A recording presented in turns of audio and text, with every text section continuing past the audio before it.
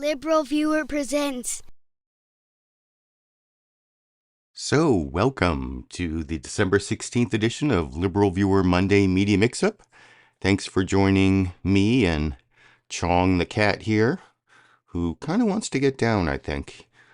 But we'll be using the 11 best, most newsworthy clips that I picked out from the Sunday morning news analysis shows from the big five corporate outlets of ABC, NBC, CBS, CNN, and Fox News, the so-called corporate media here in the United States, for what should be really educational, informative, fair use media criticism and political commentary show for you all today. You can see my main topic: politicians, media obeying Trump in advance.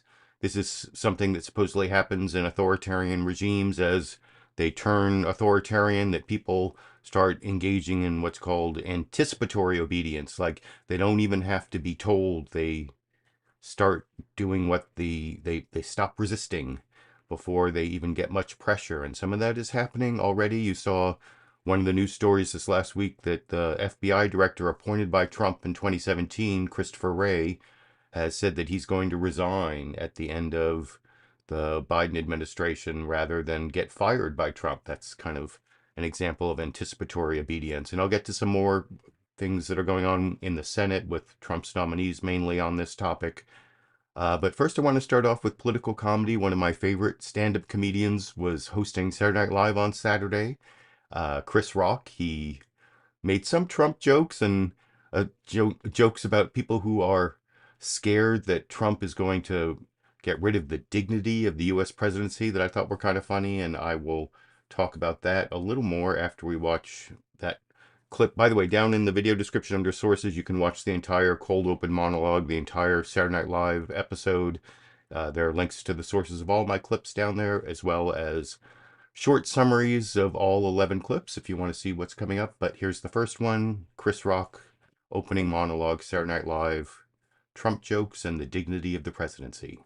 The big thing, Trump, man. Trump, man. Trump had a good year, man. Trump survived an assassination attempt. Won the presidency again by winning the popular vote. Was just named Time Man of the Year. You know, it could happen to a nicer guy. You know, a lot of people are scared. It's like, oh my God, he's going to be so undignified. And when I say a lot of people, I'm talking about the 9 New Yorkers that didn't vote for him, okay? No. People are like, he's going to be so undignified. It's the presidency of the United States. Dude, it's the United States presidency. It's not, come on. We've had some presidents in the United States. Come on, man. This is not the most dignified job in the world. We've had presidents show up to the inauguration with pregnant slaves, okay? And I'm just talking about Bill Clinton.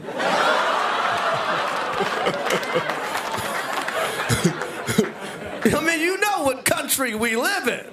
You know the history of this country. You know how many rapists are in my wallet right now? Swear, a cup of coffee in America costs 7 rapists. And Trump's gonna get it down to 3. So yeah, that was pretty funny. Especially that last joke about the cup of coffee costing 7 racists and Trump's going to get it down to 3. I like that original joke about it could have happened to a nicer guy, the Time Man of the Year thing. If I had any criticism of those jokes, the premise is a little bit stilted. People aren't really worried that Trump's going to take away the dignity of the presidency so much as the constitutional limits on the presidency, I would say. But the Time Man of the Year thing, that you could say maybe that's anticipatory obedience, and the media has been showing some anticipatory obedience, which I will get to, especially when I'm going to talk about the ABC This Week with George Stephanopoulos settlement with Trump on his defamation case when I get to the Fox News Sunday news summary.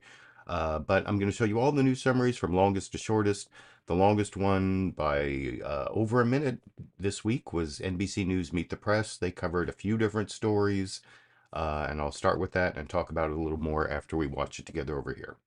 Good Sunday morning. The all-out push is intensifying to get President-elect Trump's cabinet picks confirmed, from high-stakes meetings on Capitol Hill to public outings with Mr. Trump himself. On Saturday, the president-elect appeared in a suite at the Army-Navy football game with his choice to be Defense Secretary, former Fox News host and veteran Pete Hegseth, and his pick to be the National Intelligence Director, former Congresswoman Tulsi Gabbard. Hegseth has been accused of sexual assault, which she denies, and has been challenged to explain past statements about women in combat.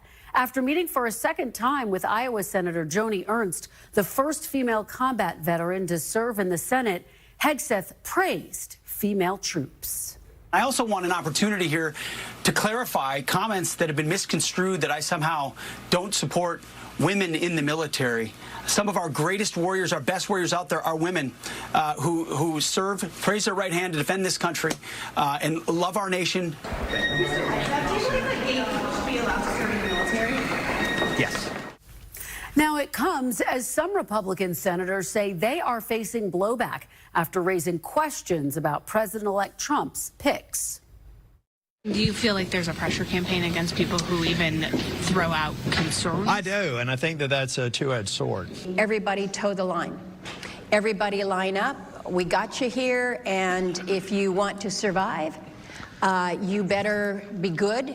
Don't get on Santa's naughty list here, because we will primary you. I mean, we are seeing that play out in real time right now with the nominees. And my friend Joni Ernst, who is probably one of the more conservative, principled Republican leaders in the Senate right now, is being hung out to dry for not being good enough.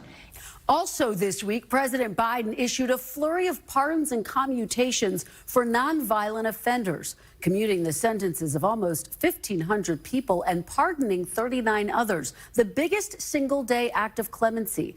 It comes 2 weeks after the president pardoned his son, Hunter Biden. In a stunning twist, former senior White House aide Anita Dunn criticized the timing and justification of the Hunter Biden pardon. I absolutely agree with the president's decision here. I do not agree with the way it was done. I don't agree with the timing, and I don't agree, frankly, with the attack on our judicial system. Also making waves this week, FBI Director Christopher Wray told Bureau employees he'll step aside before Mr. Trump takes office, with nearly 3 years left in his 10-year term, bowing to the reality that the president-elect had publicly declared his desire to replace him. In my view, this is the best way to avoid dragging the Bureau deeper into the fray while reinforcing the values and principles that are so important in how we do our work. Kash Patel, a former federal prosecutor who President-elect Trump has picked to replace him, has called for the agency's headquarters to be dismantled. The FBI's footprint has gotten so freaking big. And the biggest problem the FBI has come out of its intel shops. I'd break that component out of it. I'd shut down the FBI Hoover building on day one and reopening the next day as a museum of the deep state. Patel names roughly 60 people in his book as being part of the, quote, deep state. I asked President-elect Trump about that list in our one-on-one interview last week. Do you want Kash Patel to launch investigations into people on that list? No, I mean, he's going to do what he thinks is right. Do you think that's right? Do you think that's right, sir? If they think that somebody was dishonest or crooked or a corrupt politician, I think he probably has an obligation to do it. But are you going to direct him to do it? No, not at all. Not at all. And joining me now is Republican Senator Lindsey Graham. And I will have a clip of Lindsey Graham talking a little bit about that anticipatory obedience, or the story you saw that Kristen Welker was in the news summary was talking about how Republican senators are facing blowback and pressure. And there was Senator Lisa Murkowski and Senator Thom Tillis talking about the pressure campaign to keep senators in line, and all of them supporting Trump's nominees, or they're going to get primaried, or they're going to be on the naughty list, or whatever Trump's levers of persuasion are with members of the Senate. So, I mean, I thought that was the main story that I picked out. It was told somewhat there, and Christopher Wray doing his anticipatory obedience, deciding to quit rather than get fired by Trump. Kash Patel's enemies list is also part of the creeping authoritarianism of the pending Trump presidency. You also heard what some of the things that made Trump's nominees controversial, like Pete Hegseth. They didn't mention the drinking allegations, but they did mention the allegations of sexual assault, and that never really comes up on the Fox News Sunday news summary. And in fact, later I'm going to show you a clip of Thom Tillis talking to the guest host for the week, Jacqui Henrich. She only just talks about the controversial nominees, never mentions why they're controversial, just asks, are they all going to make it through, even though they're controversial for reasons Fox News won't tell you. And then Thom Tillis mentions a couple really vague things, like his marriages. Pete Hegseth's marriages are one of the controversies, apparently. Well, anyway, I'm getting ahead of myself, but you're going to see Jacqui Henrich here along with Alexandria Hoff reporting on some of the same news, but there's definitely a partisan Republican spin. They have Alexandria Hoff reporting from the White House on Trump going to the big Army-Navy football game with his nominees, and they report on that extensively. They show him saluting during the national anthem when he's supposed to put his hand over his heart unless he's in uniform. So that, but no one really cares about that anymore. But I'll talk about all of that a little more after we watch the Fox News Sunday news summary together over here. And hello from Fox News in Washington. Here's a quick look at some of your top headlines this morning. ABC News has agreed to pay $15 million to settle a defamation suit brought on by Donald Trump. Trump filed the suit against the network and its top anchor after George Stephanopoulos incorrectly asserted 10 times in an interview that Trump was found liable for rape in the civil suit with E. Jean Carroll. As part of the settlement, ABC News published an editor's note expressing regret over the statements. South Korea's parliament voted to impeach President Yoon Suk-yeol on Saturday over his decree of martial law earlier this month. For now, all presidential powers are handed over to the prime minister. The court has up to 180 days to determine whether to dismiss Yoon as president or restore his powers. And Army-Navy faced off Saturday in the 125th edition of the game at Northwest Stadium in Landover, Maryland. President-elect Trump attended the game with members of his upcoming administration as well as nominees. Navy upset Army 31-13. Let's turn to Fox News correspondent Alexandria Hoff live at the White House with the details on the guest list for Trump's suite. Hey, Alex. Hey, Jackie, good to be with you. Yeah, it was quite the guest list. And, President Biden, he attended the Army-Navy game several times while vice president, but never in office. It was President-elect Trump's 6th appearance at the storied showdown since 2016. And this year, he was doing some political quarterbacking of his own. Just 15 miles from the White House, President-elect Trump was greeted at Northwest Stadium by cheers and chants, offering a salute as the national anthem played. The impressive records of both Army and Navy boosted anticipation for what would take place on the field. But the formation of Trump's proposed national defense team provided similar intrigue. Trump was joined by Vice President-to-be J.D. Vance, along with nominee for Director of National Intelligence Tulsi Gabbard and Department of Defense Secretary pick Pete Hegseth. Both are requiring extra effort by Team Trump to shore up the support needed for confirmation. We had a meeting, and we had a conversation, and that's what happened, and that's where we're at.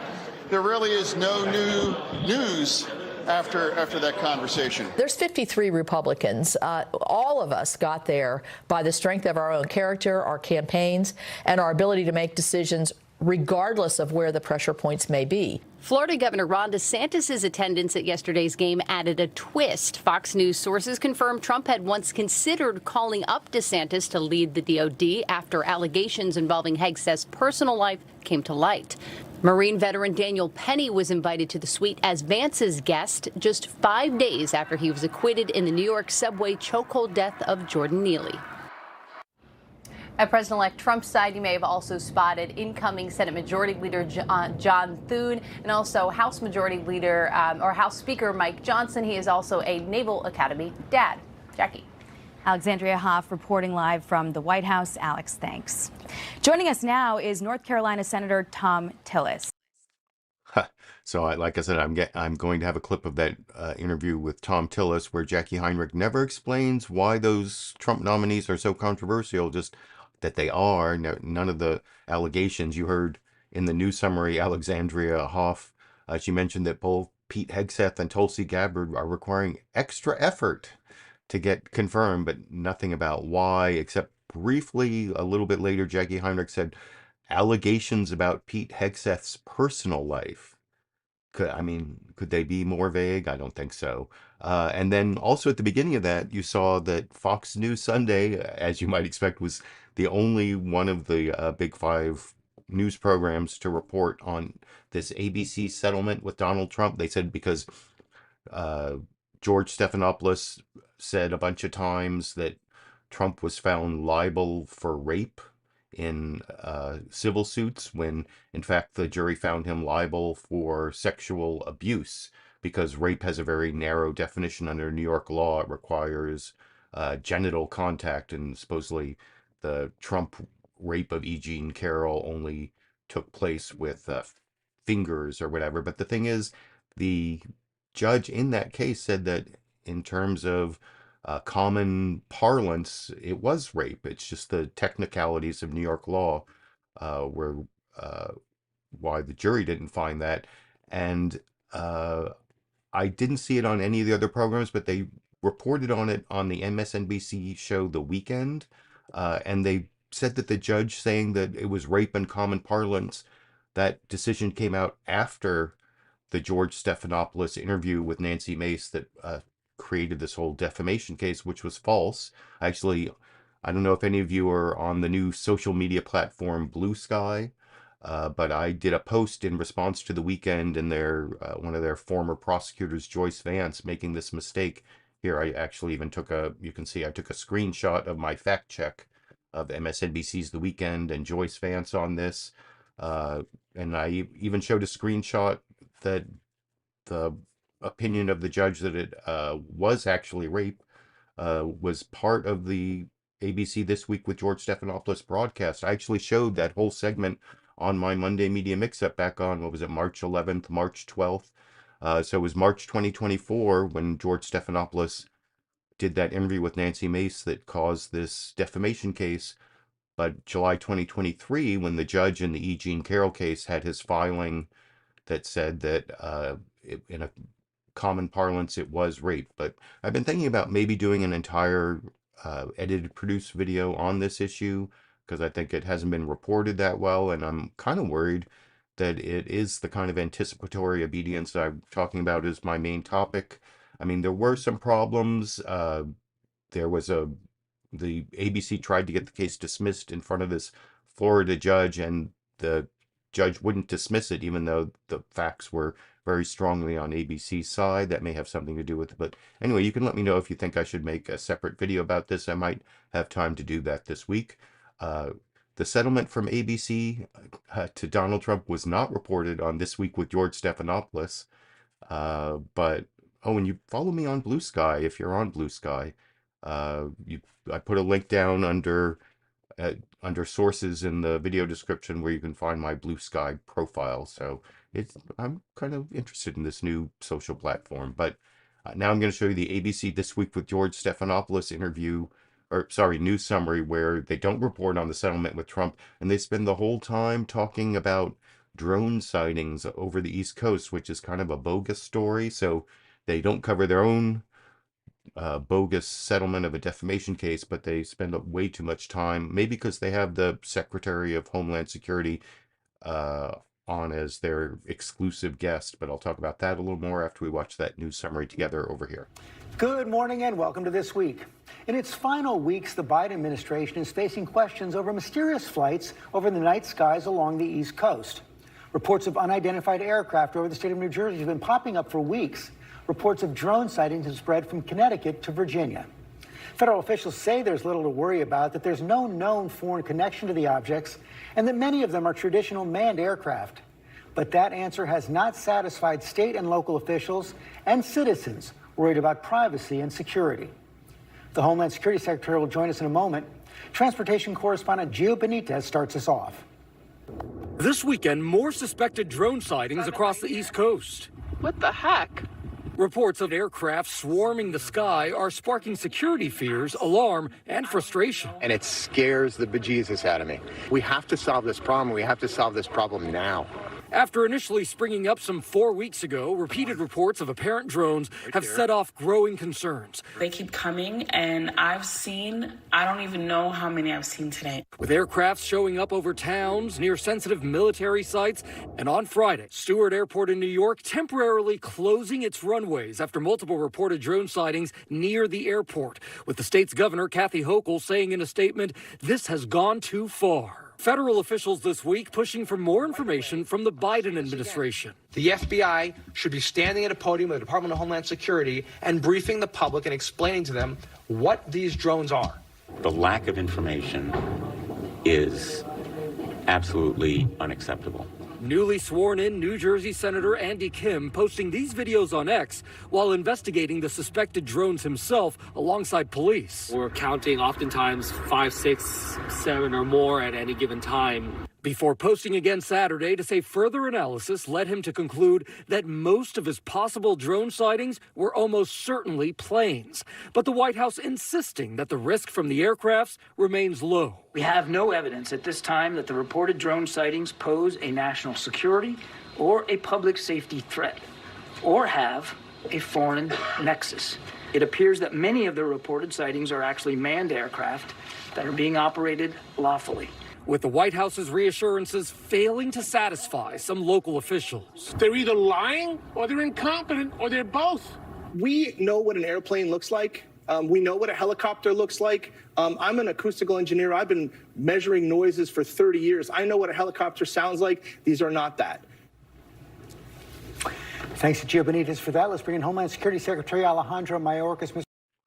I don't know. This whole thing seems like hysteria, or a lot of it is hysteria, and I've seen it a lot on Fox News, but I'm surprised that ABC spent that much time on this whole like drone sighting thing that's going on the East Coast, where a lot of it is bogus, a lot of it is airplanes, though maybe there are a few, and there could be some drones, but then there was this whole, like, there's an Iranian mothership off the coast, conspiracy theory from some member of Congress, and I don't know why they gave so much airtime to it on ABC, but those are the three longer news summaries. The next two are shorter. CNN State of the Union, Jake Tapper is just under a minute, and he had as his exclusive guest, this is a bias I've talked about. It's not partisan political bias, but a lot of times the corporate news has a bias for their exclusive interviews or their exclusive polls, so that they like skew their news coverage to make that seem more important. I was talking about NBC News Meet the Press last week, where they like skipped almost all the news because they had the exclusive interview with incoming President Donald Trump, which in some ways makes sense because he is the incoming president. CNN State of the Union yesterday did this with, they spent the whole program on a pre-recorded interview with outgoing Senator Mitt Romney, which, I don't know, that seems a bit gratuitous, but Jake Tapper was at least there live, like introducing segments from the interview. But his big news of the week is like a life of public service. Senator Mitt Romney in a minute over here. Hello, I'm Jake Tapper in Washington, where the State of our Union is reflecting on a life of public service. In a few short weeks, Donald Trump will be president again, and the Republican Party's previous presidential nominee, Mitt Romney, will be leaving the Senate, confronted with the reality of a very different GOP than the one he led in 2012, the last presidential election that Trump was not on the ballot. I've covered Romney for more than 2 decades. He ran for president twice when he warned Republican voters against making Trump their nominee in 2016, and through his time in the U.S. Senate, his bipartisan work, his historic impeachment votes, January 6th. So, as Senator Romney prepares to leave Washington, we wanted to talk to him about all of it. where he thinks his party and the country go from here, what he's proudest of over a long life of public service, what keeps him up at night. Now, we're going to get into it all on a special edition of CNN's State of the Union. I don't know. It was a special edition. I don't know why he spent like the whole program playing pre-recorded clips of Mitt Romney. Like I said, seems a bit much, but you saw the 1-minute news summary that basically led into that whole thing. And then the shortest of the news summaries, CBS News Face the Nation, is just everybody's busy to get out of town is basically the news of the week over here. Good morning and welcome to Face the Nation. Congress and the Biden administration are rushing to get business wrapped up during this last work week of the year for lawmakers before the former and president-elect takes the oath of office in January. We begin with Congressman Mike Waltz of Florida. And I don't have the Mike Waltz clip because instead from Face the Nation, I'm going to show you Amy Klobuchar talking a little bit about this pressure on senators and whether that they're going to engage in anticipatory obedience or not. But first, before I get to that clip, I want to show Thom Tillis responding to some of the same news from Fox News Sunday, talking about the pressure put on senators to confirm Trump nominees. And he says it's mostly outside groups. And I'm going to show like the tail end of that questioning. And then Jacqui Henrich asking, well, so which nominees do you think are going to make it? Are they all going to make it? Well, you know, the controversial nominees question without ever explaining the controversy, except in the news summary you saw they said like Pete Hegseth allegations about his personal life. And it's actually Thom Tillis, the Republican senator from North Carolina, who actually brings up what some of those controversies are. But I think he says like the way he ran previous organizations and his marriages, which is just as vague. They're like totally whitewashing what the problems are with Trump nominees on Fox News and on Fox News Sunday. Once again over the base here. pressure does seem to have had an effect on Senator Joni Ernst. She's a combat veteran herself, sexual assault survivor. She went from being publicly lukewarm on Trump's defense secretary nominee Pete Hegseth to asking for a second meeting with Hegseth and then saying that he should have a full hearing. And it followed a veiled primary threat from Iowa's attorney general. She wrote in an op-ed, in recent days, it's become clear that D.C. politicians think they can ignore the voice of their constituents and entertain smears from the same outlets that have pushed out lies for years. When voters select a president, they're selecting that president's vision for a cabinet that will enact his agenda. So is this sort of about face from Ernst a sign that maybe Hegseth and the other controversial nominees are going to ultimately make it through? Joni's a very good friend of mine, and she is a soldier, a patriot, and a fantastic member of the Senate. Anyone who wants to challenge her in a primary for being thoughtful needs to be held accountable for that sort of garbage. The reality is, Joni and all of us are just looking for a good, solid case to carry forward to the floor. Asking questions and appearing to be objective with Pete is just fine with me. At the end of the day, there's a lot of time. What's amazing to me is how we're not even in the new administration. And we haven't even seen the background checks, which I know the administration is sending our way. So there's a lot of information that needs to be gathered. And these folks who are making primary challenges, running ads, they seem more like political opportunists than thoughtful members of the Republican Party. Real quickly, because you said you think most of these nominees are going to make it through, which of the nominees is going to have the toughest fight, do you think? Well, I think, I believe that Kash is going to enjoy, Kash Patel, who I'm working with because he's on my committee of jurisdiction, is going to enjoy solid Republican support on the Senate floor and coming out of the committee. I think that Pete Hegseth is going to have to go to the committee and answer some questions about organizational experience, some of his past marriages, those sorts of things. All of that's fair game when you're running for a cabinet or sub-cabinet position. And I think the Gabbard, I just simply don't know. Tulsi, she'll be on the Intelligence Committee. What I've said is any confirmation that comes with a strong Republican base of support, I'm generally going to support. In committees where where I'm not in the committee of jurisdiction, where it comes to veterans, banking, finance, and judiciary, then I'll be on the front row and I'll be doing everything to get the members through and to force them to answer tough questions. Okay. We shouldn't avoid tough questions because the Democrats are going to go further and they're going to be unfair in the process. Okay. I want to get to the agenda before we run out of time, because the president-elect... Democrats are going to go further than asking Pete Hegseth about his marriages.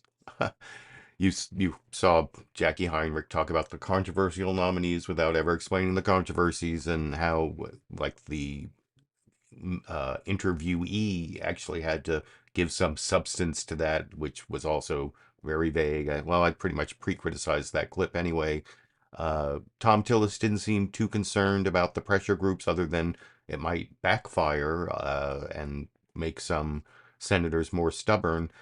In this next clip, you can see Lisa Murkowski, a clip of Lisa Murkowski of Alaska, talking about how people have to toe the line and not get on Trump's naughty list. And Amy Klobuchar, the senator from Minnesota, has a more alarmist view of it that I'll talk about a little more after we watch that clip together over here.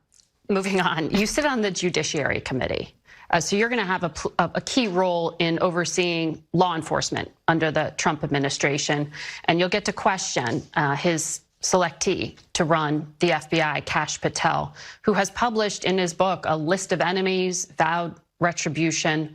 I want to play something for you that Republican Senator Murkowski said just a few days ago. The approach is going to be everybody toe the line. Everybody line up. We got you here, and if you want to survive, you better be good. Don't get on Santa's naughty list here, because we will primary you. That is a remarkable thing for a Republican senator to say on the record, as clearly as she said. She said they are being threatened if they don't get in line and vote for some of these nominees. Are you getting the sense from your Republican colleagues on judiciary they will get in line and vote through Kash Patel? Sadly, there is some of that going on, but then you have other people like Lisa Murkowski, who has always been a thoughtful, independent voice. She believes her job is to do what our Constitution tells us, advice and consent, and also that we take an oath to support and defend the Constitution of the United States. So we have to do our due diligence and make decisions. I voted for a number of the past Trump nominees for many different jobs. I looked at them and decided if I thought they were qualified and could they perform the mission of the agency and did they have integrity. That's what has to happen here. And so when you look at someone like Kash Patel, who would be replacing Christopher Wray, who I believe embodied, he was a Trump appointee, went through Biden and embodied the mission of the FBI, which is fidelity, bravery, integrity. And so now you have someone who says he's on a revenge mission when we should be on a national security safety mission here. When we look at cybersecurity attacks that you just talked to the congressman about and various other things. He says he wants to dismantle the FBI headquarters and turn it into a museum. To me, this is not the direction we need to go. So I appreciate Senator Murkowski's words and also her demand, and other Republicans. It's going to be their decisions on these nominees. We may vote against them or for them, but in the end, it's their decisions. Her demand for FBI reports and making sure that these are not recess appointments and there must be open hearings. Right, because they have enough votes essentially to move on these on their own. I want to ask you about President Biden. So yeah, that was Senator Amy Klobuchar, who is thinking the pressure is a bad thing and trying to give cover to Republican Lisa Murkowski to do some of the advice and consent required of the Senate of presidential nominees in the Constitution. Oh, this is Cheech the cat. You saw Chong earlier.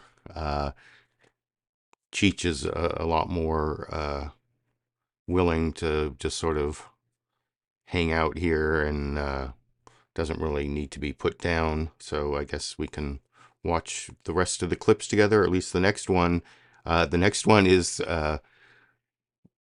Lindsey Graham, Senator Lindsey Graham, taking a different view on the pressure. Like, people who are complaining about it are like, the shock gambling is going on in this establishment, because that's kind of the way that things always happen in Washington, D.C., as long as it's not like violent threats. If it's like political pressure, like you're not going to get what you want out of the president if you don't do what the president wants, or you might get primary. Those are like regular political things. So I actually kind of have to agree with Senator Lindsey Graham's take on what Lisa Murkowski and Thom Tillis said over here. Senator, how do you respond to your Republican colleagues? You heard Lisa Murkowski there at the top, Thom Tillis, say that basically it feels like there is a pressure campaign against them to get on board with President-elect Trump's picks. Yeah, well, that's true of everything we do up here. You have a right to petition your government. I get pressured all the time to do this or do that. I'm pretty consistent. I vote for almost every nominee. I think I've voted against one or two presidential cabinet picks since I've been up here, because I believe every president deserves the right to pick their cabinet. The people have to be qualified. They have to have good character. Those things are all part of the process, but my predisposition is to support presidential nominations, just not for Republicans, but for Democrats. So at the end of the day, yeah, people will push you to do things up here. It's up to you to resist. I feel very comfortable in the way I do my job. You can have your say with me, and I will listen, but I'm going to do what I think is best for the country, and that's have a process that works. So, yeah, that was actually fairly reasonable from Lindsey Graham. Of course, it was only about a minute long. Down in the video description under sources, I put a link to the entire Meet the Press episode, available free on the NBC News YouTube channel, so you can watch what Lindsey Graham says next, where Kristen Welker asks him about Kash Patel at the FBI and his enemies list, and he like goes off on this rant about how the FBI has been going after Republicans and using these bogus talking points from the election about that. To sort of make up for that, I'm going to show Adam Schiff here talk about Kash Patel, and specifically about why he was chosen to be Trump's nominee to lead the FBI over here. I heard Senator Schmitzer say that the idea that Kash Patel had an enemies list is false. There was that list of 60 people in his book, Government Gangsters. Do those people, many members, former members of the Trump administration, many members of the Biden administration, do you think they have anything to worry about? Well, I think if Patel is made director of the FBI, then all bets are off. I mean, this is someone who will do whatever dirty work the president wants him to do. So I can certainly understand concerns about him. The remedy there is not to confirm him. That seems to be his only qualification, which is blind obedience to the president. The president can find other people who are loyal to him and to his interests, but who are also loyal to the rule of law. Patel is not one of them. You also heard. So, yeah, I don't know if blind obedience is the only qualification. I think being unqualified, I think I saw someone say this on one of the Sunday shows, that he's choosing people whose like main qualification is loyalty, but there are people who question, well, he could find someone who's loyal but also qualified for the job, unlike Pete Hegseth or maybe Kash Patel, we'll see, or Tulsi Gabbard, where they have loyalty but not qualification to do the job. And I think I saw someone talking about on one of the other like Sunday shows that I don't cover, saying that I might have even been on the weekend, that either that or it was on Morning Joe, which I sometimes still watch despite all the controversy with it. But the idea is that Trump is picking people who are loyal and not qualified on purpose, because he's trying to get the obedience. He's trying to show that he can make the Senate confirm people who are unqualified, whose only qualification is loyalty to Trump, because that really emphasizes that is the only qualification, since the people he's appointing don't have other qualifications, and that's kind of sad. But anyway, before I finish, I did want to show a clip from the CNN State of the Union program long interview with Mitt Romney. I wasn't sure which part to pick, but I think this future of the Republican Party, and Mitt Romney uses it as a opportunity to talk about problems with the Democratic Party. And I'll finish up with that before the bonus Cheech and Chong, the kittens clip I have for you at the end. But here's Mitt Romney saying that it's Trump's party, J.D. Vance will probably be vice president, and the problems he sees with the Democratic Party over here. The audio and video of the infamous Tapper-Trump exchange on the Ku Klux Klan will play 100,000 times on cable and who knows how many million times on social media. Here's what I know. Donald Trump is a phony, and his personal qualities would mean that America would cease to be a shining city on a hill. Welcome back to State of the Union. Mitt Romney there in March 2016, not mincing words about then candidate, not yet the nominee, Donald Trump in 2016, particularly Trump's refusal to disavow the support of Ku Klux Klan leader David Duke in an interview earlier that year. We talked about where Romney thinks the party goes from here in our conversation. Here's more of that. You said in an interview a few months ago that, quote, there's a good chance that the Republican Party is going to need to be rebuilt or reoriented, and that you want to have a voice in the post-Trump Republican Party. Do you still think there's going to be a post-Trump Republican Party, or is MAGA now the Republican Party? Oh, MAGA is the Republican Party, and Donald Trump is the Republican Party today. And if you were to ask me who the nominee will be in 2028, I think it'll be J.D. Vance, all right? He's smart, well-spoken, part of the MAGA movement. You said something pretty harsh about him a few months ago, though. You could not have less respect for somebody than J.D. Vance. Long ago. I'm not going to rehash history. And we've worked together in the Senate since then. But I that is what the Republican Party is. And will the party need to change? Look, the Republican Party has become the party of the working class, middle class voter. And you've got to give Donald Trump credit for having done that, taken that away from the Democrats. Democrats pushed him out. All right, the Bernie Sanders, Elizabeth Warren faction of the Democrat Party with some of this, defund the police and transgenders in, biological males in women's sports. These things had a lot of people in the middle class just flee the Democratic Party. They're now Republicans. Now, one of the challenges in my party is that our policies do not necessarily line up with the interests of our voters.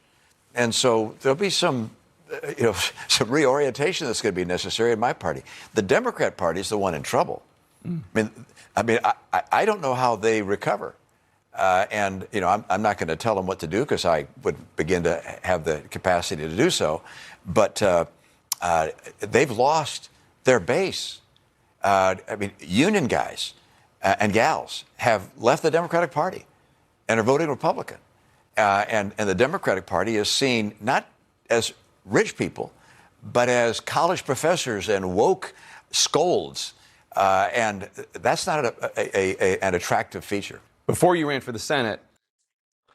So I don't know about Mitt Romney's analysis there. I mean, of the Republican Party, sure, but he's like blaming the Elizabeth Warren and Bernie Sanders wing for losing the base when, if we had nominated Elizabeth Warren or Bernie Sanders, I think we would have kept that strong working class economic message. And in the meantime, the Republicans have basically lied to the working class. But Mitt Romney even admitted, well, our policies don't really help them, but we use these cultural issues to get them this time. That doesn't seem like the basis for a long-term coalition, but I think the Democratic Party's not in quite as much trouble as Mitt Romney thinks, and it's actually focusing more on Elizabeth Warren and Bernie Sanders' message than Joe Biden and Kamala Harris's message that I think is what the Democratic Party needs to do. But you can let me know what you think in the comment section. I'm going to finish up, but I did promise a bonus Cheech and Chong the Kittens clip. You may remember last week, December 9th, was the 1-year anniversary of when we adopted Cheech and Chong the Kittens from the shelter. They came with the names Cheech and Chong already. And so I sort of did an unboxing of a anniversary gift for them last week. It's this like little toy van with a scratching pad on top. But I opened the box it came in and showed the box, the big cardboard box that it was shipped in, and showed like the box inside that it was that the actual toy came in. But it took a long time to put together. There wasn't time last week, but now it's all put together, and I have a bonus Cheech and Chong the Kittens clip playing in that anniversary gift I showed last week. So here's Cheech and Chong from today over here.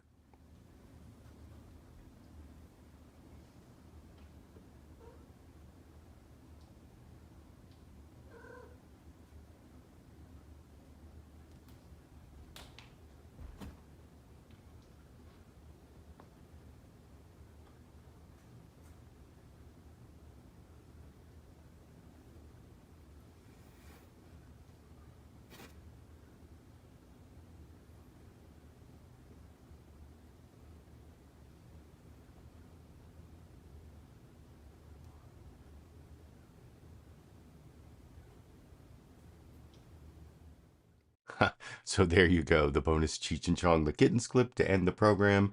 I will be back for 6 more Mondays, all the way through Monday, January 20th, when I will do my final live stream. As I've been talking about, I'm going to do some other types of videos after that. I'll probably even do some more live streams. I'm just not going to do it every Monday. I'm not going to commit to being here every Monday, but I will be here every Monday all the way through January 6th. I may have some other video to make during the week, maybe on that ABC settlement and the defamation case that they folded too easily on, and you can let me know if you think that's a good idea, or maybe I'll have some other reason to make a video. But in any case, I'll see you next Monday through January 20th, and until then, or until I have time to make a video about some other topic, I guess I'll be seeing all of you around the internet.